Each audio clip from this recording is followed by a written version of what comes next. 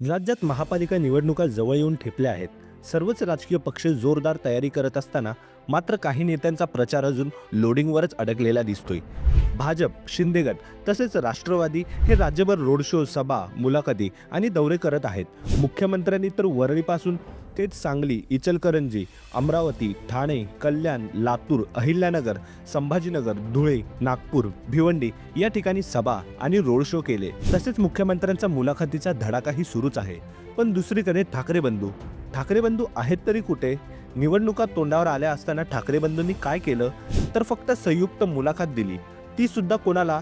तर त्यांच्याच जवळच्या असणाऱ्या संजय राऊत आणि महेश मांजरेकरांना. ठाकरे बंधूंची पहिली सभा कधी? तर 11 जानेवारीला, म्हणजेच निवडणुकीच्या तोंडावर. राज्यातल्या 29 महानगरपालिका निवडणुकीत ठाकरे बंधू का उतरले नाहीत प्रचाराला? ते अजूनही मुंबईच्या सीमारेषेबाहेर पाय ठेवायला सुद्धा का तयार नाहीत? निवडणुकीत शेवटी याच गोष्टीचा कुठेतरी परिणाम दिसून येतो. जनतेत जाऊन त्यांच्यासोबत संवाद साधणारा नेता जनतेला हवा असतो. मात्र मुंबईची सीमा पार करायला हे दोघे बंधू का तयार नाहीत? हा एक मोठा प्रश्न आहे.